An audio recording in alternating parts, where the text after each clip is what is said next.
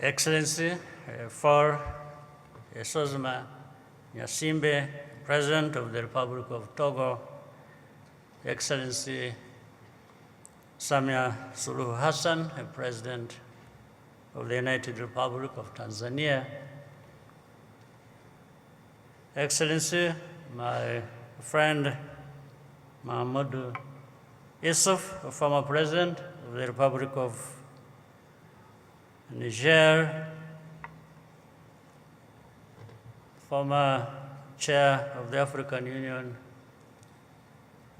Commission, my friend Musa Faki, Raphael Grossi, Director General of the International Atomic Energy Agency, distinguished ladies and gentlemen. Let me begin by welcoming you all to Kigali and thank the leaders here present for honoring our invitation and all the work they do for the importance of this topic we are discussing today. In fact, a number of other leaders had intended to be with us, but they couldn't make it. Either they were here last week or they are in some other places attending to some important assignments. I also thank them. From the outset, NEISA was designed to bring together leaders, experts, and partners to advance Africa's nuclear energy goals. The strong participation here today reflects a growing consensus that the future of our economies depends on how quickly we solve the energy challenge. Rwanda is pleased to have successfully completed the IAEA's Phase 1 Integrated Nuclear Infrastructure Review.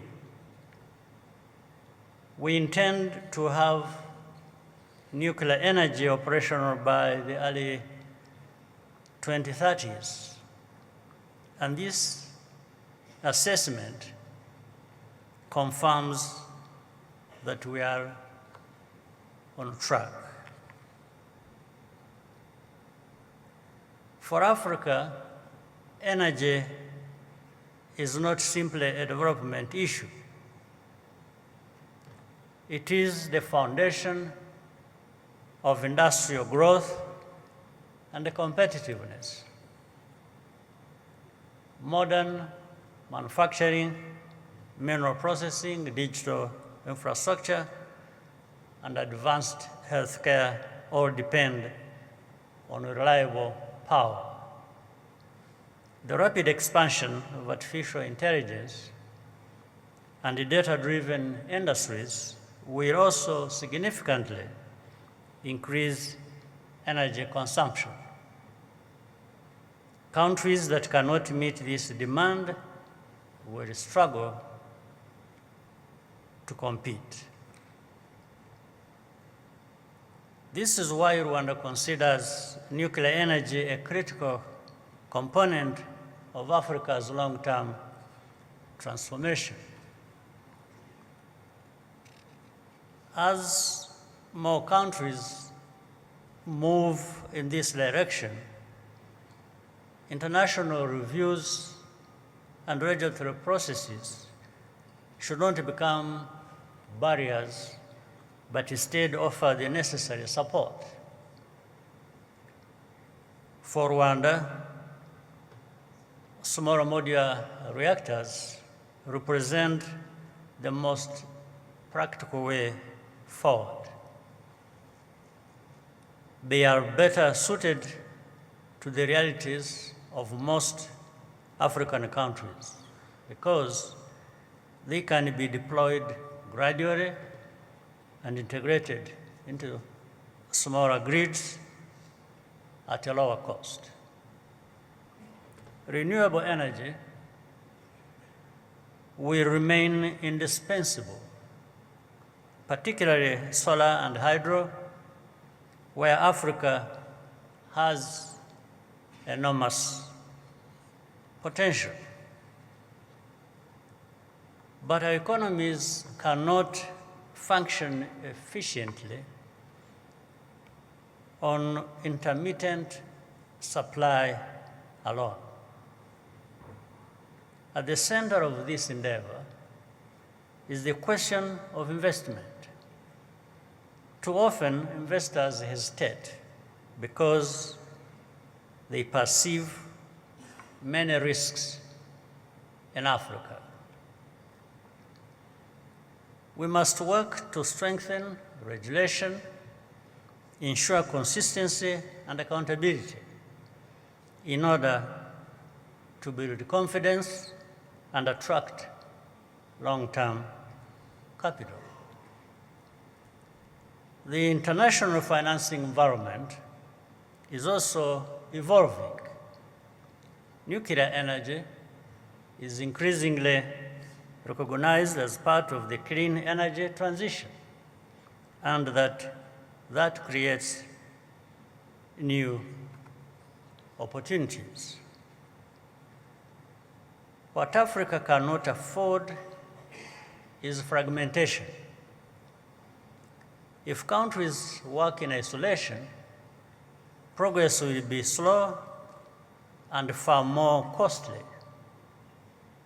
Cooperation on regulation, financing, and regional power integration is essential.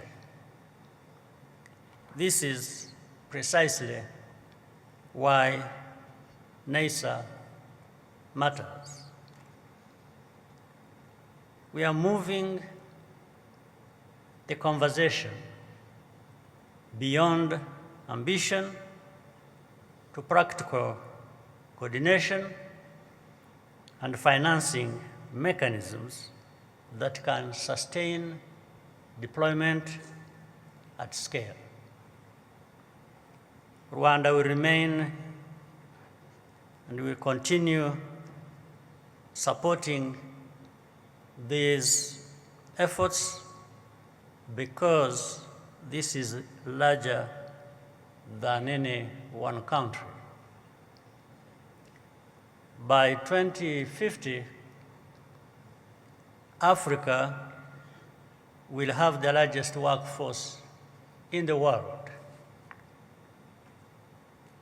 The demographic shift can become one of the greatest economic advantages of this century if we prepare for it.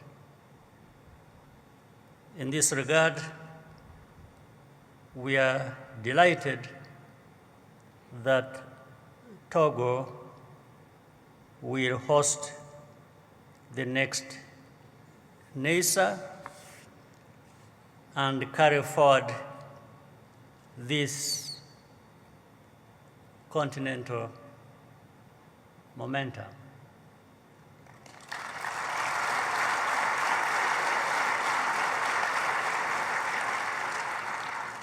I also, once again, wish to thank Rafael Grossi of IAEA for the kind support to this effort, and also for the single-mindedness with which he has focused matters to do with our continent of Africa and how we can continue moving together forward. I thank you very much for your kind attention.